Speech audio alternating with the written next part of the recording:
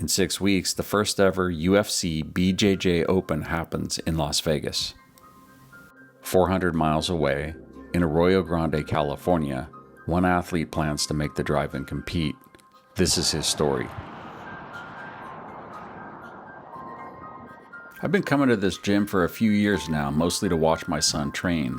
I sit off to the side, I don't coach, I don't compete. I began to train a little bit, but mostly I just pay attention. The longer you're here, the more you start to notice the different motivations for being here. Everyone has one. Most people don't talk about it. Gunnar Tillema has been here since he was 8 years old. He's 20 now, Hawaiian Kempo black belt, Jiu-Jitsu purple belt. On August 22nd, he's competing in the UFC BJJ Open in Las Vegas, the first event of its kind. This is what it took to get there. His first Jiu-Jitsu competition was in 2022, Fullerton, California. White belt, 16 years old. He won his first match in under a minute. Then came the finals. A little white belt, Gunner, just kind of don't know what's going on, but we're going for it, right? So in my gi, I won my first match with a rear naked choke in less than a minute, and then that put me into the finals. In the gi, the guy was super long and super tall, and he caught me in a triangle, right? And I couldn't see, it was all dark, my gi was over my head and all this, and I tapped, so I got second. I was pissed, because I tapped, not because I was getting choked, not because I was getting hurt, strangled, because I was scared. After that match, I literally told Adrian, I'm like, if I get put in a triangle again, I'm either going to sleep or I'm winning. He made that promise to himself at 16. The next 4 years were about proving he meant it. The gym made sure he had plenty of chances to find that out. The gym treats its younger ones differently, not easier, but with a different set of expectations. The day Gunnar turned 18, those expectations changed. The gym decided he was ready to be pushed the way it pushes adults. The hardest day that I was ever pushed at the pit was my 18th birthday, because I've been training here since I was 8, right? Started the black belt cycle when I was 16, so everyone was like making jokes like, hey, take it easy on him, he's only 16, he's only a kid. But once I turned 18, they're like, he's not a kid no more. And oh man, it was the most brutal training session ever. I mean, burpees, sparring, head to head, wailed on by everybody, and people were yelling at me like, you better push harder, and all this, and I was like, screw it. I felt like dying afterwards. I had nothing left, nothing. I had nothing left halfway through, right? Because I started at 100%. I was going because I had to.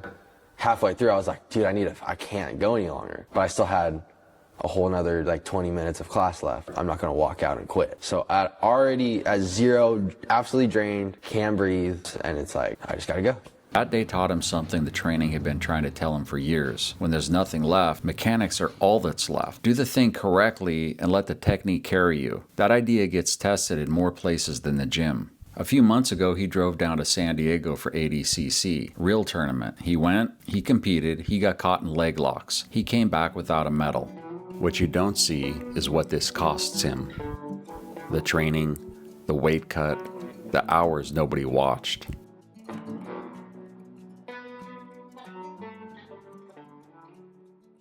Same day weigh-ins. Cut the weight, then try to gain it back in a few hours. He competed 7 pounds heavier than he weighed in. I weighed in at 168. I think when I finally competed, I was 175 within like 4 hours. I felt weak, depleted, like my brain wasn't even mentally there. My eyes started shaking, my vision started getting blurry and all that, yeah. He drove home from San Diego that night, got in around 2 in the morning. He'd promised his girlfriend he'd come over, so he made the drive. She's not his girlfriend anymore. He says it the way you say something when you've already accepted it. This is what the training actually cost, and he's been paying it since he was 16. When people notice the ear, they ask if he wrestles. He says he does a little bit of Jiu-Jitsu and some Kempo. He doesn't say the gym's name. He doesn't say how long he's been here. I got this when I was 16, dude. Like, I got this, like, my first, like, month of Jiu-Jitsu. These are recent, dude.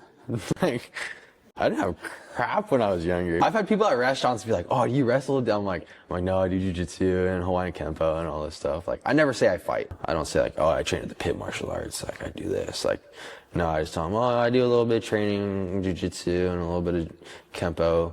Little do they know I've been doing Hawaiian Kempo kickboxing for 12 years and Jiu-Jitsu for 4 years. Like, I just say, no, I do a little bit of this and that. You know, they don't got to know the details.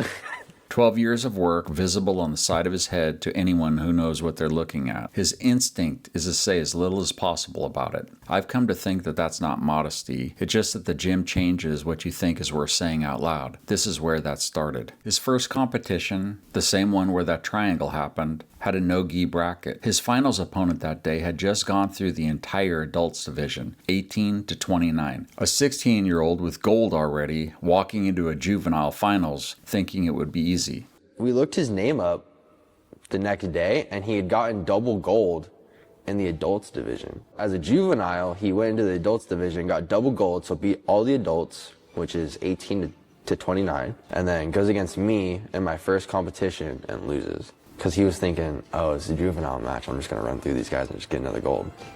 But then he ran into me. That was 4 years ago. Since then, he hasn't stopped. Training, competing, showing up. August 22nd in Las Vegas is next. I don't know what happens there, but I've been watching long enough to know the work was real.